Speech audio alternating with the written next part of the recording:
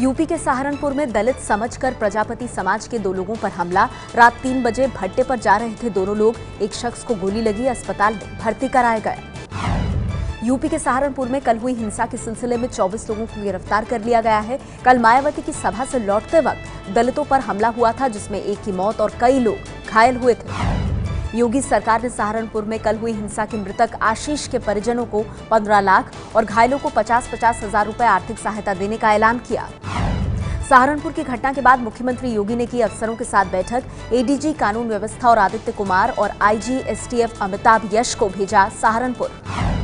BSP अध्यक्ष मायावती कल UP के सहारनपुर में हिंसा पीड़ित दलित परिवारों से मिली थी। मायावती ने कहा, 4 बार मेरी सरकार रही, लेकिन मैंने कोई दंगे नहीं होने दिए। यूपी के शामली जिले के दलितों ने एक आपत्तिजनक वीडियो को लेकर पुलिस में रिपोर्ट दर्ज कराई है। वीडियो में दलितों के खिलाफ गाली गलौज की गई है। यूपी में मुरादाबाद के मझूली गांव के लोग मलिन बस्ती का बोर्ड लगाए जाने से नाराज। 21 मई को सीएम योगी के दौरे के वक्त लगाए बोर्ड से मलिन शब्द हटाया गया।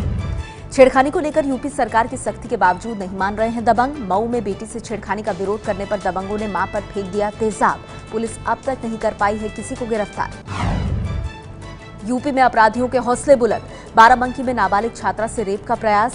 मिर्जापुर से लखनऊ जा रही छात्रा स्टेशन पर पानी पीने ट्रेन से उतरी थी। यूपी के मंत्री संदीप सिंह ने कन्नौज जिले के मेडिकल कॉलेज और गेहूं खरीद केंद्र का दौरा किया। मेडिकल कॉलेज में जहां डॉक्टर गायब मिले, वहीं गेहूं खरीद केंद्र पर भी तमाम खामियां पकड़ी गई। सीएम योगी आदित्यनाथ ने लखनऊ के हनुमान सेतु पर बने हनुमान मंदिर जाकर भगवान के दर्शन किए। उनके साथ डिप्टी सीएम दिनेश शर्मा भी मौजूद थे। लखनऊ में हुई यूपी कैबिनेट की बैठक। योगी सरकार ने दिव्यांगों को मिलने वाली पेंशन 300 से बढ़ाकर 500 रुपए की। उत्तराखंड में उत्तरकाशी में श्रद्धालुओं की एक बस खाई में गिरने से 21 की मौत।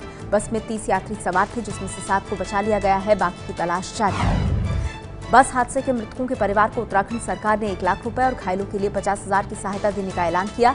राहत के काम को युद्ध स्तर पर किया जा रहा है। बस हादसे में मरने वालों में ज्यादातर इंदौर के बेटमा के हैं, जो तीर्थ यात्रा पर गए थे। मध्य प्रदेश सरकार ने हताहतों के परिजनों को 2-2 लाख की सहायता राशि देने की घोषणा की। ओडिशा के रायगढ़ में जंजावती नदी में पवित्र स्नान कर रहे आंध्र प्रदेश के 4 श्रद्धालुओं की डूबने से मौत। डूबने वालों में 3 महिलाएं भी शामिल। दिल्ली की डिफेंस कॉलोनी में एक महिला को उसी के पति की हत्या के आरोप में गिरफ्तार किया गया। आरोप है कि महिला ने अपने तांत्रिक प्रेमी के साथ मिलकर इस काम को अंजाम दिया। पुलिस ने बीएसपी के दिल्ली से पूर्व विधायक की पत्नी और उसकी 2 बेटियों के शव मेरठ से बरामद कर लिए हैं। विधायक के दोस्त बंटी ने आपसी दुश्मनी में किया था पूरे परिवार का कत्ल। दिल्ली के रोहिणी इलाके में पुलिस अत्याचार के खिलाफ सड़कों पर उतरे लोग, निकाला कैंडल मार्च। पुलिस वाले की बाइक से टकराने पर कारोबारी को प्रशांत विहार थाने में रात भर पीटने का आरोप। महाराष्ट्र के नासिक में एक फ्लैट से महिला का शव मिलने से सनसनी। 3-4 दिन पहले हत्या किए जाने का शक।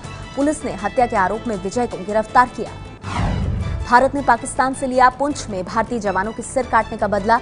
10 दिन के भीतर नौशेरा सेक्टर में नियंत्रण रेखा के पास पाकिस्तानी चौकियों को उड़ाया। भारतीय सेना की दूसरी सर्जिकल स्ट्राइक से बौखलाए पाकिस्तान ने एक वीडियो जारी कर यह दावा किया है कि उसने 13 मई को नौशेरा सेक्टर में कई भारतीय चौकियों को तबाह कर दिया। पाकिस्तान की ओर से जारी वीडियो पर शक पैदा हो रहा है, क्योंकि 13 मई को पाकिस्तान की तरफ से ऐसी गोलीबारी नहीं हुई थी। 13 मई को पाकिस्तानी आईएसपीआर की प्रेस रिलीज में ऐसी किसी कार्रवाई का जिक्र भी नहीं था। पाकिस्तान से अपने जवानों की शहादत का बदला लेने पर देश में जगह जगह जश्न मनाया जा रहा है। लुधियाना में घंटा घर चौक पर पटाखे और आतिशबाजी कर खुशी मनाई गई। पाकिस्तान पर भारतीय सेना की कार्रवाई से पूरे देश में जश्न। वाराणसी में सेना के समर्थन में सड़कों पर निकले लोग। अमृतसर में शिवसेना के कार्यकर्ताओं ने पाकिस्तानी झंडा जलाया। कांग्रेस ने सेना की कार्रवाई की तारीफ की, लेकिन सीमा पर बढ़ रही घटनाओं के लिए मोदी सरकार पर सवाल उठाए।